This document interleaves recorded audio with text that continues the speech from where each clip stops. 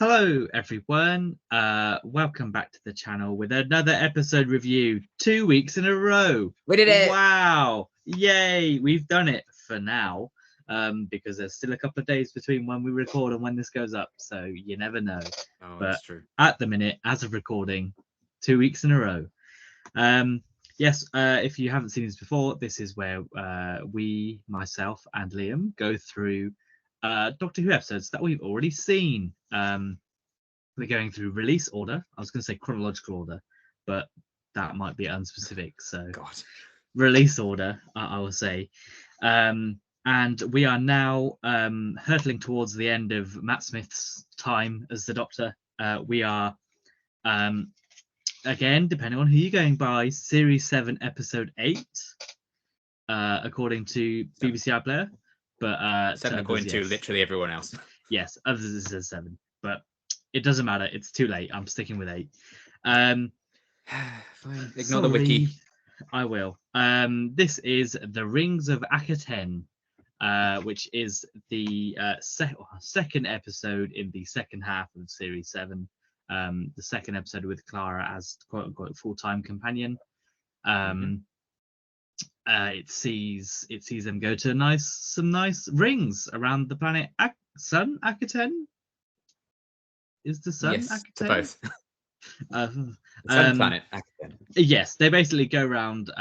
It's a nice little market where they do a nice little festival when they do a little bit of a sing song. But the thing goes wrong, and there's big angry sun man. So basically, think 42, but with music and better.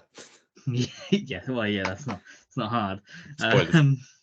But yes. Although ironically, I'm gonna Oh? just pause it here. Christian was supposed to write this episode, so that would have been funny. Oh wow, there you go. What a coincidence, though, that it was about a sun and he wrote that one. Maybe that was it. Maybe he just said, you have to include a sun. I didn't do it last time I was on. I need to do it again. Put a sun in here. Please. Oh god. Anyway. But yeah, what did you think about it? I really enjoyed it. I do. I've always considered this one quite an underrated gem. The only thing that isn't underrated is, of course, the speech, which I'm sure we'll talk about. But I love everything else about it. I think, ironically, considering a frosty reception for most Doctor Who fans, this is a very Doctor Who-y episode. Yes. Completely alien world, which is kind of rare that Doctor Who kind of does something so alien as this episode, really. But it has a bit of exploration in there. It has a bit of drama in there. It has some emotion in there as well. Some really funny moments. So I think it is kind of a perfect blend of everything that I love about Doctor Who, and just the vibes of it and how they bring this world to life. There's something about this particular world, probably because it's mainly practically done. It feels so lived in, and we'll talk about that a bit more. But it kind of gives me sort of end of the world vibes.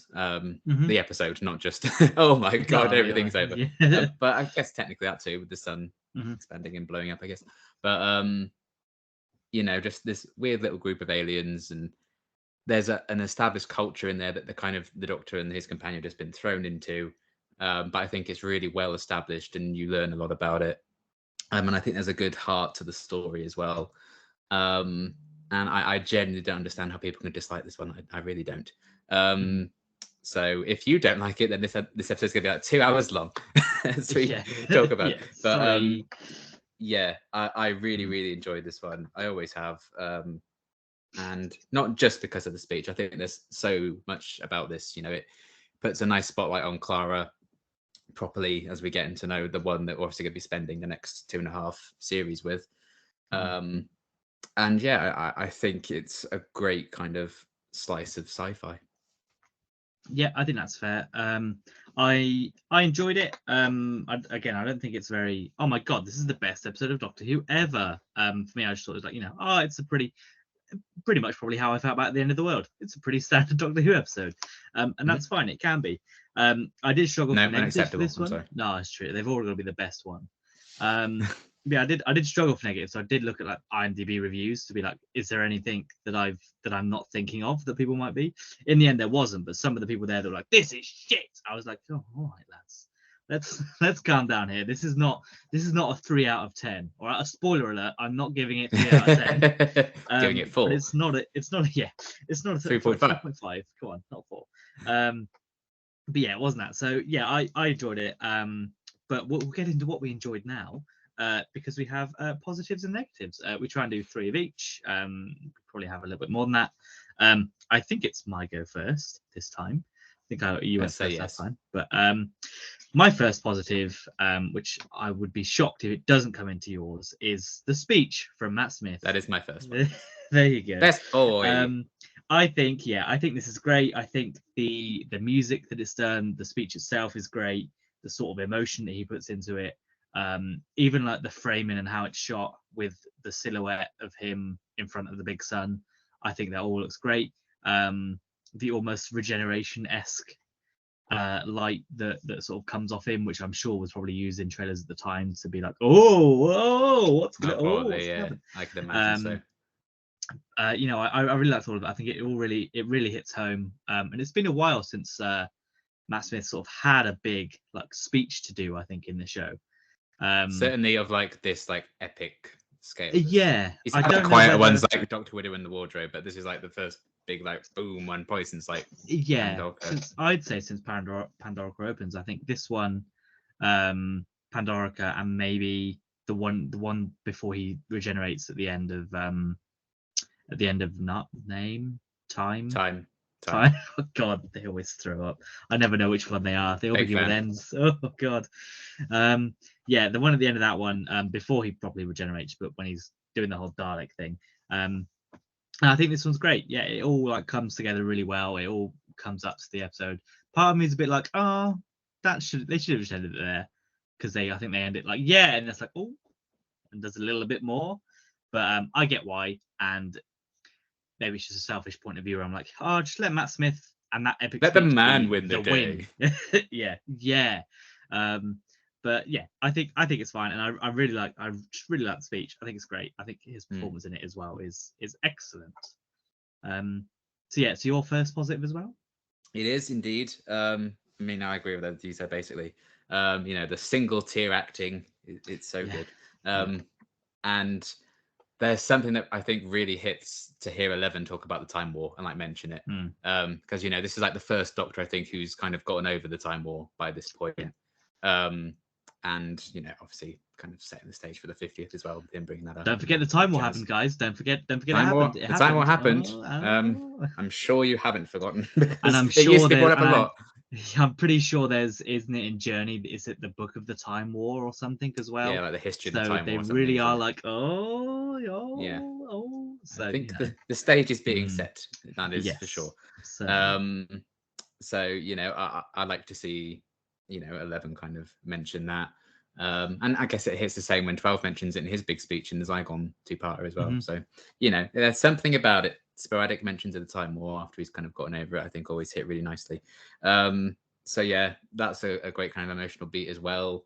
Little reference to Omega in there as well for the 3 Doctors stands out there. He's coming back. Nice. They're coming back. He's like the only big name who hasn't at this point, so why not? Yeah. So yeah, all of it is so great. The music's wonderful as well. That whole sequence, and it's like, this is the music that plays when Amy shows up in Time with the Doctor. So I can definitely see why this is one of the tracks that kind of splurged with a couple of other ones when he regenerated. It's a really powerful moment. Definitely one of the defining speeches of 11, and he has quite a few of those. He's very good at those big speeches. But yeah, definitely a huge highlight of the episode, and I am glad it is well regarded, because I do think sometimes Doctor Who fandom can just be like, I don't like this episode, so everything in it must be bad. So I am glad that they have recognized that this is, this slaps. Although there was like, Twitter did decide it was bad last year for like 5 minutes. Well, I think there was even somebody like last week being like, oh, it's time that they've said this is bad. I was like, oh, shut up. Get over it. It's always like, I've been seeing a lot of Doctor Who stuff on Twitter recently. It's like, probably an unpopular opinion, and it's the most popular opinion you've ever heard. I'm like, shut up. But anyway, people are wrong if they don't like this. Unpopular opinion, guys. David Tennant's the best Doctor, so it's unpopular opinion though. No one's ever said that ever. I don't think David Tennant's played enough Doctors, to be honest. No, unpopular opinion. I think he should come back more. Yeah, I think they should refilm Shooty's series with Tennant. There's all kind of connotations you can attach to that one as well. Yep, I'm sure there are some people who have that view. So that's yeah. But anyway, yeah, it's an amazing speech, an amazing scene. You know, it all fires on all cylinders with that. And yeah, like you said, the shot of him against that big sun boy, is so great. And I do get if people are like, it was a bit maybe undermined by Clara saving the day, but you know, I mean, I do have a fun fact explaining why they went this direction.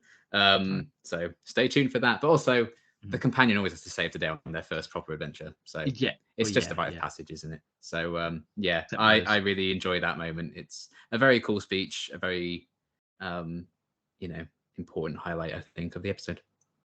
Yeah, I really liked it. And yeah, I mean, I get why Clara does it. It's fine. I don't have a main issue with it, but it feels like that's the climax of the episode where it then should be like, okay, it's resolved. Maybe it's just the way it's done. It's just a bit more. I think it's because the payoff is more emotional with the leaf rather than like say you should feel like that. I think there's more heart to the solution, and some people just don't like that. No, yes. Okay. My second positive, which again might fall into one of yours, is the amount of aliens / the costume design and set design. Yeah, I've kind of got like the production / world building of bringing Akhaten to life is my second. Yes, yeah, I think that's fair. Yeah, I mean, I was like trying to keep an eye out for like, oh, have they used that before? But it's all like brand new stuff that we're never going to see again. Well, we don't know that. Well, yeah, I mean, they're all in the bin now. Come on, haven't seen it yet. It's been 10 years. It's all in the bin. Yeah, I think I like that away now. Yeah. Budget's getting cut. That's true. They just reuse it somehow. But yeah, I like all of the unique designs for all the aliens. They didn't have to do that. We saw it with the in the Pandora Core Opens where they just reused all the aliens. And I know they want to. The fact that they, I don't know, had the budget to go and create all of these different variety of aliens and have it look like there wasn't just like 5 different types, and even keep like the CGI in this episode pretty good as well. There's not a moment where I'm like, oh, that CGI is crap, because the sun has to be convincing as well. And yeah, they're all great from just the market stall people to the vigil things and to the granddad guy in the thing. The only one that I think is a bit lazy is the guys in the red robes, but that's fine. I can deal with that. It's not. They just nicked the ones and fires of Pompeii and just threw those robes on. Yeah. There you go. put little marks on their faces. Yeah. Stick little things on their faces. Other than that, I think it's great the way the market's done. The way that they could have easily just had like an easy shot of just the Doctor and Clara with like aliens around them, but the fact that they always pull out and show all the people sat on those in like that staging area as well. They know they did good with the costumes and stuff. Yes, and they got their money's worth out of it. Yeah. And yeah, I just think it's great, and it does, it does feel like this is a lived-in place, which I think sometimes Doctor Who might not be able to do very well. Sometimes it feels like, oh, this is just an empty corridor. I genuinely think, I know we say this as a joke all the time, but I think this might be my number one choice for target novelization, because they could dive into this even more. Well, yeah, exactly. And I mean, to some extent, there might not even need to be the target novelization, because they do such a good job of the world building, and that in this, they don't have to be like, oh yeah, by the way, there was also all of this that was happening and such. Yeah, it's more so because I want to learn more about the culture there, and I think that's testament to how good of a job they do. Yeah, exactly. Because I think there's definitely some things you could take more time to explain in this episode. But when you think of other alien worlds and things like that just sort of feel empty. I know Silence in the Library is sort of, it has to be empty for the plot, but even when they all come back, it's kind of like, oh, this is just a room of people. You don't get the vibe that this was like hundreds of people in this thing. It's all people in like black jeans, or like black shirt and jeans. Like, yeah. Oh, okay. Well, yeah, exactly. And then I think that's what so far this second half of the series is doing quite well. It's sort of showing the scale. Because if you think of series sort of 5 and 6, it was very much a lot of the time felt small and focusing on like the TARDIS team and maybe one or two others. You think of like Knights Terrors. The stories are more personal. The Power of Three, Town Called Mercy, they're all very small groups, whereas this one they want to be like, look, we're expansive, and that kind of plays into the last episode as well, where it's like the whole of London where they went through, and there was this big and it very much felt like a big thing then. And we kind of go back to the smaller scale next week, but there's still quite a lot of moving parts in that one where I feel like they're still a bigger team than what they would have been. And small scale is not bad. No, but it's good to show that they can do the variety, and it's good that they can do the variety and keep the production looking good as well, because in previous times they might have wanted to go that big, but it might not have worked as well as they may have hoped. But yes, top marks for the production design. What are your thoughts on that? Yeah, same. I agree with everything you said. And I like that, that there's a big presence to the monsters, but then some of them also have like a character to them. My favorite character potentially in the whole thing was the guy who kept getting annoyed by Clara with like the big frondy things. Kind of looks like a Hoyks with fronds. And he just like shook his head, and then they ended up sitting next to him. So, oh, for God's sake, stop talking. I love that there's like a little character to him. He's probably a serial killer in the target novelization. Of course, they always are. She would have been his next victim. Yeah. And then like the guy who was selling stuff for sentimental value. The dog. Pun. Which again is a great bit of. I just love seeing Matt Smith and Jenna Coleman bark, and in Doctor Who. I like that the world building with that actually gives like character to them. It's given gravitas by the Doctor mentioning, I've been here with my granddaughter Susan, even though Susan's rubbish. Sorry, come at me, Doctor. How dare you? Should be fine when she inevitably comes back, I'm sure. Yeah, I'm sure. But yeah, I really like how all the costumes looked. I love the culture, the kind of setup, and obviously some of that is down to Neil Cross's writing as well, and kind of establishing a lore for the place. And the idea of a culture that is kind of revolved around singing, like obviously that's going to be a thing. People would revolve a culture around songs and praying to God through that. So it's nice that Doctor Who kind of finally did tackle that. And it is a risky thing to do. I can understand why they didn't do it in like the nearly 50 years leading up to this, because it probably would have come across as quite silly. And to some people, I'm sure it did. But it's also, I think, a very realistic kind of take on culture. Like, I mean, just us as humans, we're all about songs and shit anyway. So I quite like them exploring that, and the idea of like sacrificing this small child to try and keep this god asleep for a bit longer, just until we die. Let's just keep feeding it children until we die, then it's not our problem. So kind of like there's kind of an element of corruption in there that they kind of were hinting at, like maybe Mary didn't do anything wrong, and that guy, he was expecting to be trapped in there, so I'm like, I've got to teleport, bye, eat the little girl now. So I like that there's some layers to that, and you can pick apart exactly what was really going down. So that was all great. And the idea of like the sun and everything, I think it looked really cool. So they brought Akhaten to life in a really cool way. And I like that Clara wanted to see something awesome, and the episode did actually deliver and showed us that.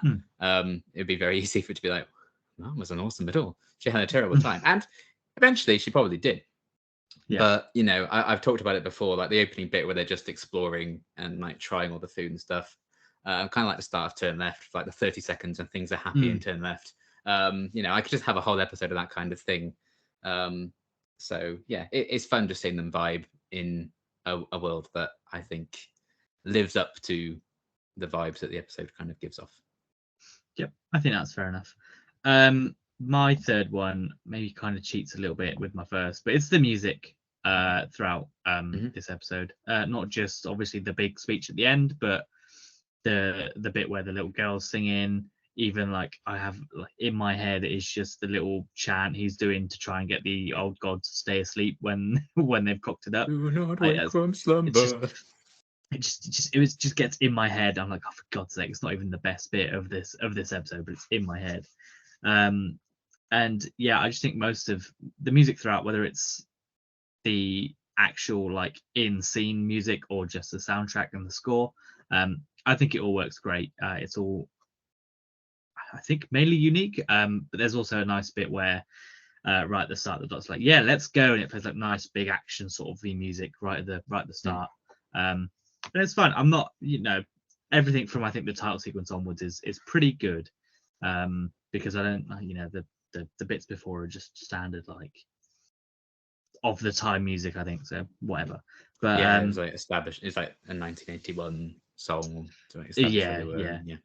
But yeah, I really like the music in this, and it's good that the music in this is good, considering it's effectively an episode revolving around a key piece of music. So yeah, kind of important really to get that yeah, right. and they could have easily phoned it in. They could have easily used a song that already exists and set it somewhere else and had it like that. They didn't have to create an own original piece for this, but they did, and I really appreciate it. Yeah. So what's your third and final main positive? Final main, yes. You're going to be stunned, but it's Clara. No. I know. I really went outside the box thinking about it this time around. But yeah, I really like kind of exploring, the backstory through the Doctor's eyes, really, and him kind of still investigating, like, what the fuck is going on with this woman. So seeing like how her parents met, and how on a whim, on a leaf in the wind, she kind of came to be, and almost killed by Pete's car. Yeah, almost killed by Pete's car. God, and it is. We googled it, and it's the same. It's pretty much the same car. It looks basically that the same car. We googled it, and there were conspiracy. You look at the time of these articles in 2013, and there were big conspiracy theories that just went nowhere. What a time capsule that was. I know. Of the time. Apart from what is it? The commenters called Car Fan on that forum. Oh yeah, like, no, they're completely different. No, it's actually slightly I don't like fun. But anyway, yes, it was canonically the car that kills Pete Tyler. Yeah, and just goes down the corner and kills Pete Tyler. It will be, and that'll be in the target novelization. There'll be some line saying, and he was late for a wedding, and he almost, something like that. He travels back. He somehow hurtles through time, like 3 or 4 years in the future, and then kills Pete Tyler going around the corner. You never know. Maybe, who knows? Maybe that'll be a future episode. That'll be the 60th. Yeah, if not, I'll complain. Yeah. So, kind of leaning into Clara's mystery a bit more, and kind of learning how, this main version of Clara, as we know her to be the main version of Clara by name of the Doctor. Prime Clara. Prime Clara. All of them are Prime Clara to me, but Clara. I guess this is Clara. But anyway, seeing like the backstory and like how that ties into the leaf she had at the end of Bells of St. John, and that's page 1, because that's where her story began. All of that jazz I thought was really cool, and of course that was then brought back into the solution. So I liked that kind of payoff and the emotion behind that, and seeing her kind of remember her mum, and the warm, wholesome vibes of those flashbacks that we kind of seeing, and her bond with Mary in this episode I thought was really nice as well.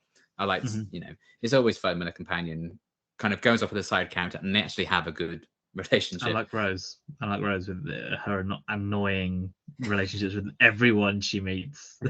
Well, yes. But yeah, so I really liked that as well, and the fact that Clara's like, this is her first experience of this kind of thing, but she's still, her instinct says to help, and her helping kids gets her killed and face a raven, so her instinct there. I like that kind of bookending of, and arguably helping kids gets her version killed in the Snowman as well. Good God, you're right. She just needs to stop helping kids. Just stop helping kids, folks. Just stop being so nice to kids. They're annoying. Just let them die. Yeah, they're just not worth it at all. No. So yeah, I liked that, and her kind of taking the Doctor's message, if you don't walk away, to come back and save him in the end, and all that saves the day. There's some really nice kind of moments with her. I do think Neil Cross, who wrote this episode and wrote Hyde as well, I think he does a great job of writing Clara as she is right now. Before she's ravaged by the time with the Doctor and everything becomes all depressing and she becomes cold and distant and too obsessed with time travel. Yeah, poor old Danny. So this kind of, while she's still in her sweet era, I think Neil does a great job of kind of capturing that essence, and it's a lot of pressure, I think, to kind of put the meat on the bones of the companion, if you will, for like a guest writer who's never written for Doctor Who before. Technically, we'll get onto that in the fun facts. But I do think he does a great job with her. So that's kind of a big testament as well. And of course, Jenna Coleman's wonderful. So that also helps, I would suppose, maybe. A little bit, like 2% of why I liked Clara in this episode. Sure. So, I think she had some really great moments. And I often do think, in like their first big adventure, the companions do often shine. And this is kind of no exception to that. Yeah, I think that's fair.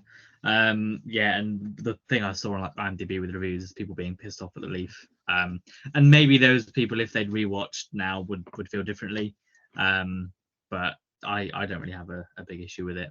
I think maybe at the time a lot of people were like, oh, that's a bit pretentious, and arguably it still is pretentious, but it's fine. I hope a lot of people have grown and been like, yeah, it's fine.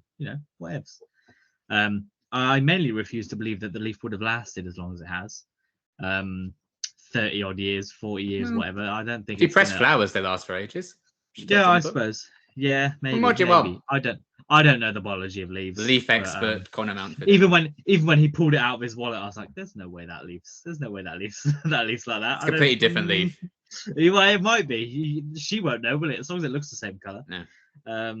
But yeah, I think that's fair enough. My only sort of additional one is the twist about the old god, where the Doctor thinks it's the guy in the little box, but lol, JK, it's not. That's the alarm clock. And I appreciate the line. What was it? Tactical boo boo. Which is an incredible way of saying I fucked up. We're doomed. But yeah, I really appreciate that, because you do think, oh my god, that's the creepy thing. And then it's like, oh, whoops, there's a bigger thing that's actually the problem, which Doctor Who does quite well at times. Have you got any other additional positives? Clara, you need to let go. Why? Because it really hurts. That really made me laugh. And just his delivery of it, I thought was really funny. And of course, the barking just made me laugh a lot as well. So I like those funny moments. I think, they also stand out because then we just get like big depression speech a bit later on. So I like that contrast. Good old 11 doing what he does best, making me cry. But yeah, those are kind of my main ones, just a few funny moments. Yeah, fair enough. So that was the positives. However, we now must move on to the negatives, as we always do.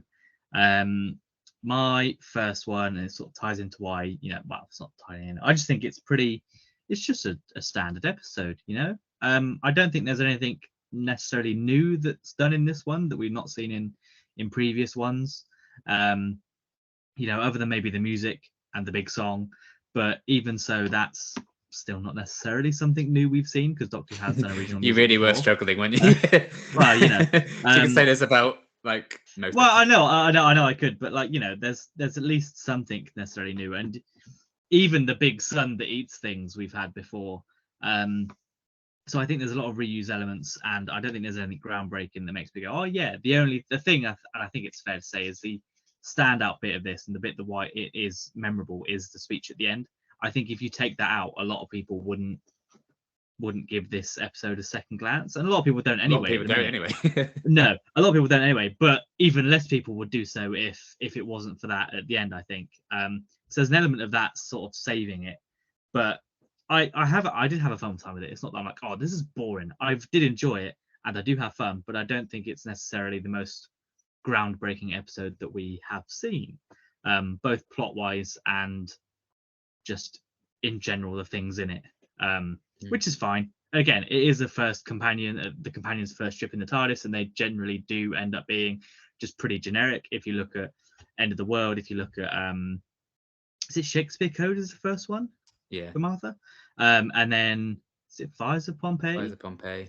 Yeah, all of them are still pretty flat, not really any big risks. Fires of Pompeii, again, I think is memorable for the bit at the end where they both have to decide to get rid of that. So there are elements of that. Even, I think the End of the World. All these fiery villains in second episode. Well, yeah, exactly. See, so it's fine. It's fine for a big one. I think if this was like they've been going on for ages, and this was like an episode 5 or something of Clara and 11's like third season, I'd be like, oh, okay, this is just the same stuff. But there's a reason it's it fine was placed here. Too.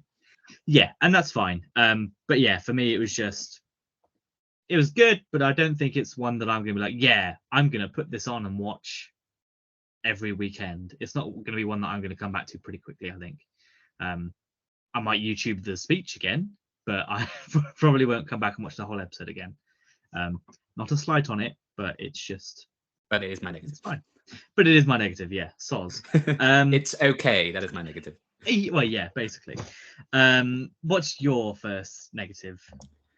I feel like they kind of miss a scene when they beat the thing. I wish we had one more scene like with Mary to like wrap that up before they depart. It's just like we've defeated the god, we did and it cuts to the TARDIS. Yeah. Like, bye then. Especially when the episode's like 42 minutes. You could have slid in. Oh, by the way, they gave you this. Why don't you just have them give it to her on the set? You know, there. There's simply no time.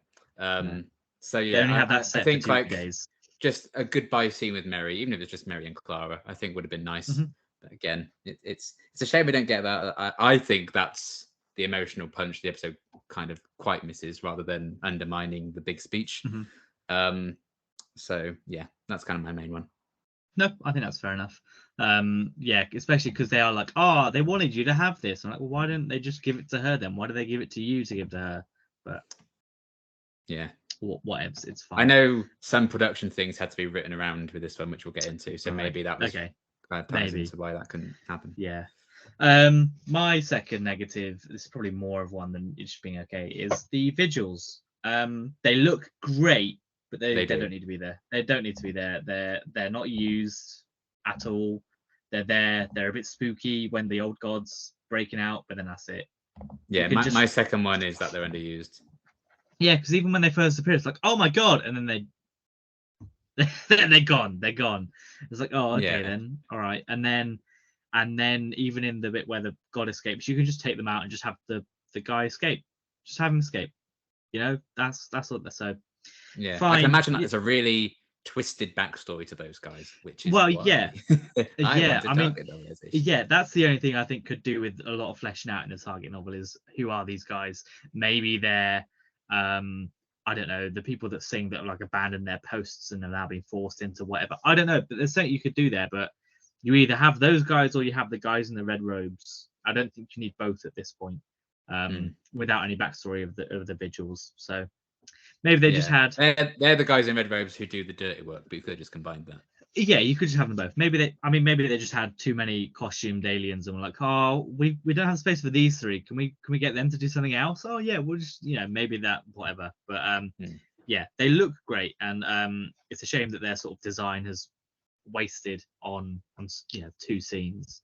But arguably, you could say a lot of the costume designs were wasted in this one episode because they never appear again. But they are. If Savage Adventures was still going at this point, they are primed for like reusing them. In oh yeah, 100%. Yeah, a lot of these probably would have reappeared there. But yeah, that's sort of the main thing where I'm like, I don't think you need this. It's not necessary. And maybe then you could use that to include the scene where they leave, or do there's something like that. But never mind. What's your second negative? Well, that was me agreeing with you. The vigils were underused. So yeah, sure. Amazing design. I love the voices. I think they're genuinely really creepy. But I do wish they had a more prominent role. I think what they do in the episode is fine, but I think there should have been more of that, rather than the guy who just teleports and eats himself out. Bye. I'm like, bye. Oh, so he just my name is stop singing and goes, see you later. Bye. See you later. Yeah. Bye, what guys. happened to that guy? I hope he teleported into the sun. That'd be. Could you imagine? So yeah, it's a shame that they're kind of underused. Because I think again, production is just on point for this entire episode, which is, I guess, for those guys to their detriment. If they didn't look great, no one would be sad that they didn't do much. But unfortunately, they went too hard on those designs and those voices, so it is a shame. Yeah. My final sort of main negative, and I know why he didn't die, but why doesn't the Doctor die after he's been feasted upon? It like the whole thing he's saying is like, oh yeah, take all of my stuff, and and if the little girl's supposed to die and get feasted on, why doesn't the Doctor then die? And even the leaf gets dissolved and disintegrated. So I think there's just a bit of an inconsistency. That's why it beat him. That's why the leaf beat him. Yeah, I know, but I just can't get it. I just don't know why. If it's all like, here, take everything, and then he takes everything, and then he just doesn't die, because that's the impression I get, is that the son feasts on them, or not necessarily dies, but at the very least he's just like an empty shell that has no memories or recollection of anything, because they've all been taken from him. So I think the whole episode's like, oh, they take your soul and all that kind of thing, and they dissolve all the personal items and they all disappear. So why is the Doctor just fine at the end of it, with literally no repercussions of him having his seemingly life force taken away from him? Seemingly I think that's being the operative word. Well, yeah, but that's the thing, is if it makes you look, and it makes it look like that's happening, then if it had like overstuffed him, then he probably would have died. But he's like, well, I've had enough now, thanks, I'm full. And then he gets overloaded with the leaf. Yeah, but no, but then he says, oh, you're still hungry, it's not enough, and then he has the leaf. That's why he doesn't die then, isn't it? Yeah, but then the Doctor should, because he stops eating, because I got, at least I get the impression that the Doctor had given him everything, and that's why he stopped. He's like, oh, I've done it, I've overfilled him, he's gone. And then he comes back. I simply don't get the impression of that then. Oh, sorry. I apologize on the story's behalf for making me think that way, for explicitly saying that that's what's going to happen. Well, they didn't explicitly say he was going to die when he took him. He just attacked him. Well, I mean, they say that the girl's going to die. They're like, you're going to get eaten and be killed. Yeah, it doesn't mean the Time Lord's going to die. No, but the implication and the whole thing is that the thing is going to take him, and it's going to take all his stuff, and he'll die. And I mean, maybe you just need a line that just says, I'm a Time Lord. It doesn't impact me the same way, and just put that line in, and then it's fine. But it just doesn't. It just seems like he's just gone, whoopsie, never mind, and then he's fine and alive, and then the leaf gets disintegrated. There's no consistency there. I think if things are going to disintegrate when they're eaten by the sun, everything needs to disintegrate, or nothing needs to disintegrate. Right. Okay. I think you could do it where, like, these things, they have the little items, maybe they like become, they become grey, and because all their like soul's gone, and they're just like empty husk or whatever.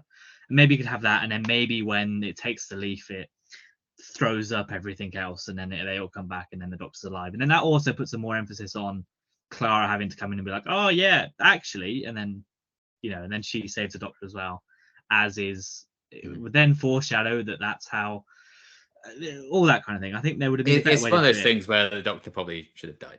Like when he falls through the roof in End of Time, like you should wake up in your Matt Smith. Yeah, I understand. And when he falls from the ship in the Doctor, the Widow, and the Wardrobe, he definitely should have died from that as well. Yeah.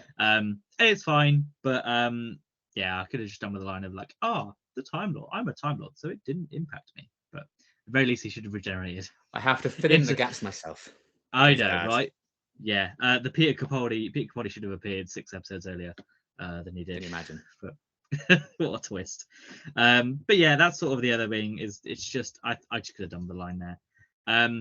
What's your third negative? My third one. I do like the kind of grandfather reveal thing, but again, I don't think that adds anything. You could have done without that, because like, this thing we've just met. That's not the real threat. It's this other thing we've just met. Yeah, this big CGI mess is the thing. Yeah. This practical thing that I think is kind of a cool idea, trapped in a cube. No, it's this big sun thing we've already done. So it's fun, the idea of like an alarm clock for a bigger alien. I do like that concept, so I do think it's neat. But they could have been the vigil though. That could have been the alarm clock for the bigger. Yeah, thing. Just put one of them in there, and then at least they're cooler than the grandfather thing that was in there. Just looked like a giant poo. So yeah, I don't think that reveal really adds anything to the episode. Yeah, I like it, but yeah, I do see what you're going for. It's not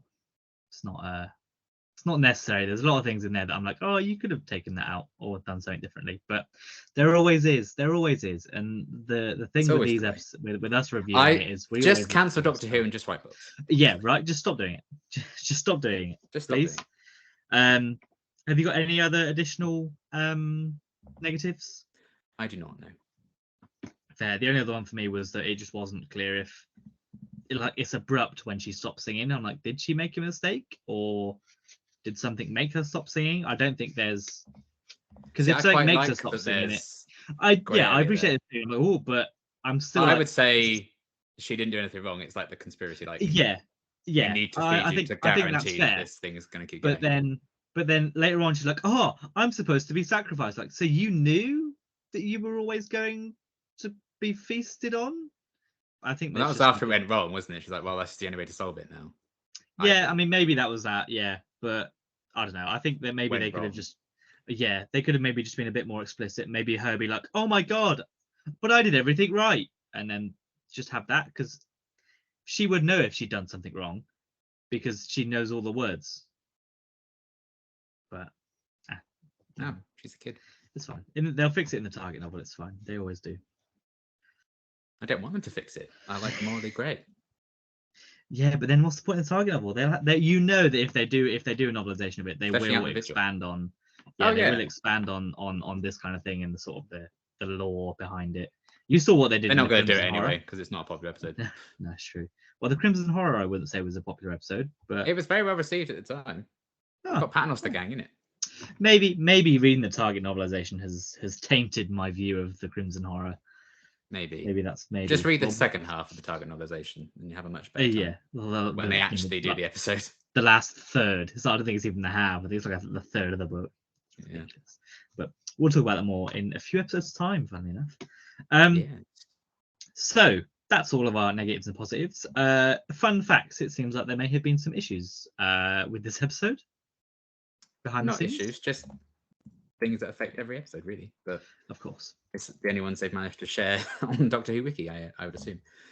Okay, this is the first episode of Series 7 to not introduce a new variation of the Doctor Who logo. This is the first story to feature no human characters other than the companion since The Girl Who Waited, and the first with a significantly large cast since the fifth Doctor story, Planet of Fire, which is quite something. Did you say no other human person? Other than the companion? Excluding her parents, I guess. Well, yeah. They're not main characters, are they? Wow, neither are the aliens, I guess. Congratulations. Aliens are not humans, yes. Sure. Okay. God, what is with you today? Oh, I'm all over It's too hot in there. It's the heat. It's too warm. Yes, it seems it. The story features the debut of the incidental track Infinite Potential, a melancholy version of the long song. Combined with the track Trenzalore and a small sampling of The Sad Man in a Box, it is used again to soundtrack the 11th Doctor's Regeneration in 8 episodes' time. Wow. 8 episodes left with my boy, my good time boy. Ellie Oswald is shown to have died on the 5th of March 2005, the same day as the events of Rose, leading to speculation she was killed in the autumn attack. In the Target novelization, they can confirm that. She will be. The scene where Mary leads the other inhabitants in a song was designed to evoke a similar scene in Casablanca, where people join in song together to drown out a Nazi song, which is nice. I haven't seen Casablanca, so I can kind of see it, but I don't think it necessarily quite works. But yeah, what a surprise! I can see what they were going for, but what a surprise, everyone! I know. It's in Casablanca they're drowning out another song, whereas I guess in this they're not necessarily drowning out anything. I don't know. It's more like a rallying song than anything else. I'm just delete that one. Forget I said that. Yeah. While this is the first episode written by Neil Cross to air, he was actually commissioned to write it after filming had wrapped on his first script for the series, Hyde, after producers liked what they saw of that episode. So he touched down in the UK. Yeah, it's like 3 or 4 away. I think. Yeah, it's the one after the next one. Okay. Fair enough. So 2 more to go until we get to Hyde. Chris Chibnall was originally scheduled to write the episode in this slot of the series, but had to pull out due to production starting on Broadchurch. Bloody Broadchurch. So there you go. We nearly had a Chris Chibnall script in this half as well. But I suppose he did get 2 in the first half, so all is not lost. And he did end up show running the show. So, you know. Also that, and I'm sure that did not do any damage to his mental health at all. I'm sure it did not. I'm sure he's perfectly fine from it and everybody loved it. Oh, poor Chris. Jenna Coleman stated that this is one of her favourite episodes in the second half of Series 7, noting that she was excited for people to see where Clara's story truly began. Fair enough. After realising the second half of Series 7 had no big locations like the first half, Moffat and Faux producers Caroline Skinner and Marcus Wilson came up with the concept of Akhaten's alien system and the episode that took time to show the Doctor make good on his promise of showing wonderful things to a companion. Fair. The pre-credit scene was initially a long conversation in Clara's kitchen where she explained to the Doctor she couldn't travel with him due to the responsibilities of her job looking after the kids. Moffat felt that at this point in the series, the Doctor would still be actively investigating Clara, and Neil Cross came up with the scene with Clara's parents and the leaf. Moffat liked the concept of the leaf and incorporated it into the previous episode, so it could pay off here. Originally, the Doctor's speech successfully destroyed the God planet, but Moffat noticed that the Doctor had given similar speeches before and wanted Clara to save the day in her first proper adventure. Cross realised he could use the leaf concept he'd introduced earlier in the final resolution. It's like an anti-Weeping Angel is what I put. It's like the Weeping Angel would absolutely feed and consistently live off that leaf. Yeah, but it was just too powerful for this sun god. Yeah, in the multiverse, like this went really badly for the Doctor and Clara. Oh yeah, the angels were the villains of the episode. Mm-hmm. Between 50 and 60 prosthetic aliens were used in the market sequence. It's a lot of costumes. The Doctor disappears for a portion of the episode as Matt Smith was filming pickups and reshoots for Nightmare in Silver at the same time. That makes sense. I'm fully expecting there to be like there's going to be a big Finish box set where he actually went back to the TARDIS and pissed off for 5 minutes. Yeah, and then fit like 10 episodes between him. Oh yeah. He'd have hung out with River for a bit. He'd have met 3 different Doctors. He'd have met Jackie Tyler, obviously. Lady Christina D'Souza. Yeah, they're all in there. God. The police guy from Torchwood. Yeah, they'd all be there. Yanto's ghost pops up. Yeah, Georgia Tennant's in there as well. Yeah, I'm looking forward to that box set coming out. The issue of the Beano the Doctor was seen reading at the start of the episode was republished in the Doctor Who themed edition in May 2013 as a tie-in with the episode, which is nice. And then finally, Cross was contacted by a young girl following the episode's broadcast who had been inspired by the episode and had changed her mind about a suicide attempt. He noted that he stopped minding the mixed reviews the episode received after hearing from her, which is very wholesome. Fair enough. So there you go. Fun facts. Good for him. And kind of bittersweet fact at the end. Yes. Cool. Lovely. Well, that leaves one thing left. Out of 10, what are you giving the Rings of Akhaten? The Rings of Akhaten? More like the Rings of Akha 8. Nice. Very good. I'm giving it 7. So nice. we're not too far off. I think I enjoyed this one more than last week's. I think again maybe it's me being blindsided by the speech at the end, but I do think that speech at the end is probably better than most of last week's. But again, that's not to say last week's was bad. It's a moving scale. I don't know. I'm kind of. Oh, that's true. If I like I'm one twisting thing, this narrative. If I like one thing, I must hate the other thing. I cannot like both. You can only like one era of Doctor Who, Connor. I don't know if you knew this. Sorry. And you can only like and dislike something. You can't be like in the middle and be like, oh, you're allowed to like 10 episodes at most. That's it. Okay, all right. I can probably narrow it down.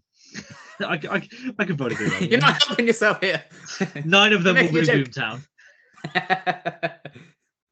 My favorite episode. One more. I don't know what I have. I don't know. The first 5 minutes of Boomtown, then the second 5 minutes of Boomtown. It'll be Night of the Doctor. nine Boomtowns, then Night of the Doctor. Yeah, that's the only right. Doctor Who I ever need to watch. I don't need any more. Fair. Thank you. I mean, who needs more than Slitheen, to be honest? No, Slitheen and Paul McGann. Oh, yeah. The dream. There Make it happen, big finish. There must be a big finish of the Slitheen and Paul McGann. If there's not, I want that. That's my only thing I want now. 8 would hate the Slitheen. I would love to see that. I'm gonna just constantly email Big Finish. I'm gonna wait till next year where they do that short story entry thing again, and I'm gonna write an 8th Doctor and Slitheen one, and I'm gonna submit it. Oh God. Well, speaking of Slitheen, and how we want them to return, something else is returning next week. Whoa! What a segue! I know, right? Another green villain. That was very professional. That one. Cold War is next episode. This sees the triumphant return of the Ice Warriors, who have previously only been hinted at in New Who. I think what was it, Mars, maybe the most recent one. Obviously, it also sees 2 Game of Thrones actors pop into the show, and I forgot his name. Norton. Is from Happy Valley and other yes. things. He's quite famous now. The janitor guy, who I think has recently passed away this year. David Warner, yes. Yes, he's done a lot of Big Finish as well. I think he's played a couple of doctors in Big Finish. He's the alternate, like a parallel world third Doctor, I believe. There and Christopher Eccleston kind of spoiled. Really likes him. He recorded a 60th audio with him. Yes, yeah, which doesn't surprise. How a multi-Doctor story with Christopher Eccleston? I'm shocked. Well, we don't know they interact yet. That's true. That's true. The multi-Doctor story he's currently in, it turns out just each episode's about a different Doctor, so that's why he did it. Amazing. Well, there you go. But yes, Cold War. They're trapped on a nuclear submarine that may be about to start World War III with tensions in the 1960s. Is Cold War? I think it is 70s, maybe. I'm not sure when that time is. I don't know. We'll find out next time. 60s, 70s. What do you remember of this episode? I remember really liking it and being a big fan. Oh, I don't buy that at all. No, well, we'll find out next week. I hate it. Disgusting. 42 is better.